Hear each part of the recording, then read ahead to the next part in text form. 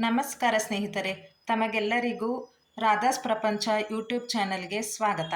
ನಾನಿವತ್ತು ಮಾಡಿಕೊಟ್ಟಿರೋದು ಕೆಂಪು ಚಟ್ನಿ. ಇದನ್ನು ದೋಸೆ ಚಪಾತಿ ಏನಕ್ಕೆ ಬೇಕಾದರೂ ಉಪಯೋಗಿಸ್ಕೋಬೋದು.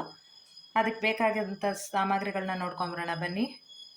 ಕಡಲೆ ಬೀಜ, ಒಣಮೆಣಸಿನ್ಕಾಯಿ, ತೆಂಗಿನಕಾಯಿ ತುರಿ,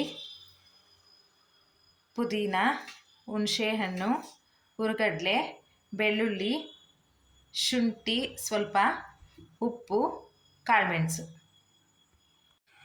ಈಗ ಹೇಗೆ ಮಾಡೋದು ಅಂತ ನೋಡ್ಕೊಂಬರೋಣ ಬನ್ನಿ. ಮೊದಲಿಗೆ ಸ್ಟವ್ ಹಚ್ಕೊಬೇಕು.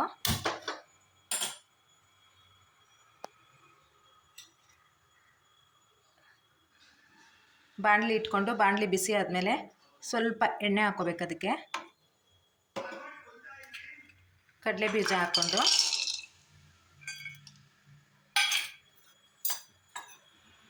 ಕಡಲೆ ಬೀಜನ ಫ್ರೈ ಮಾಡ್ಕೋಬೇಕು ಚೆನ್ನಾಗಿ.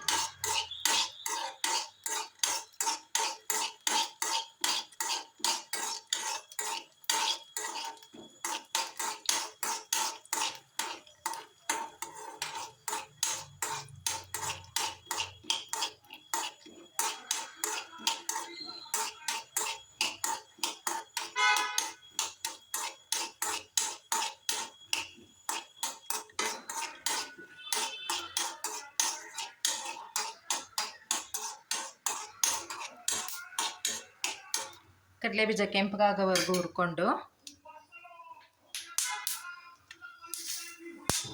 ಒಣಮೆಣಸಿನ್ಕಾಯಿ ಹಾಕ್ಕೋಬೇಕು. ಅದಕ್ಕೆ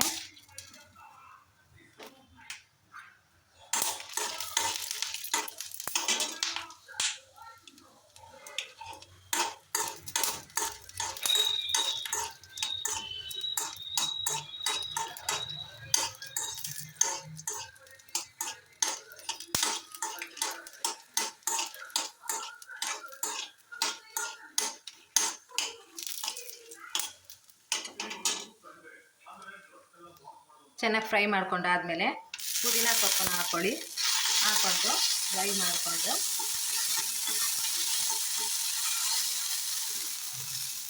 ಅದು ಸ್ವಲ್ಪ ತಣ್ಣಗಾಗಕ್ಕೆ ಬಿಡಿ. ಜಾಸ್ತಿ ಪುದೀನ ಸೊಪ್ಪು ಹಾಕೊಂಡ್ಮೇಲೆ ಜಾಸ್ತಿ ಫ್ರೈ ಮಾಡ್ಕೊಬೇಡಿ. ಸ್ವಲ್ಪ ತಣ್ಣಗಾಗಕ್ಕೆ ಬಿಟ್ಟು ಉಳಿದಂಥ ಇಂಗ್ರೀಡಿಯೆಂಟ್ಸ್ ಏನಿತ್ತಲ್ವ ಅದನ್ನು ಗ್ರೈಂಡ್ ಮಾಡ್ಕೊಳ್ಳೋದಕ್ಕೆ ಹಾಕ್ಕೋಬೇಕು. ತೆಂಗಿನಕಾಯಿ ತುರಿ,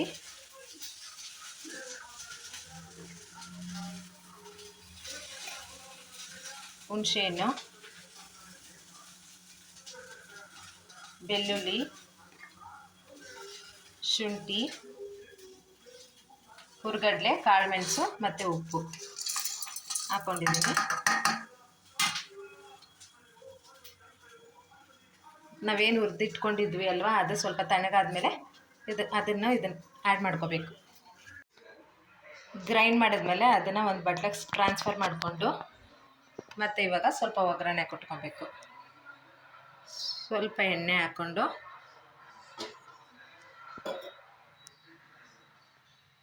ಸ್ವಲ್ಪ ಸಾಸಿವೆ ಹಾಕ್ಕೊಳ್ಳಿ.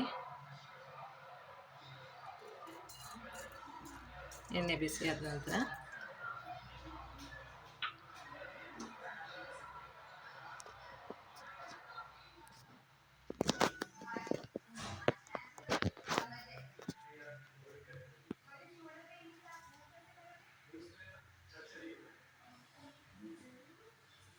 ಕರಿಬೇವಿನ ಸೊಪ್ಪು, ಒಂದು ಒಣಮೆಣಸಿನಕಾಯಿ,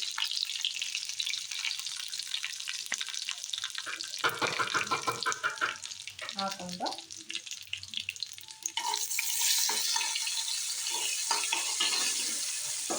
ಇದನ್ನು ಅದಕ್ಕೆ ಸೇರಿಸ್ಕೊಂಡ್ರೆ ಕೆಂಪು ಚಟ್ನಿ ರೆಡಿ ಆಗುತ್ತೆ.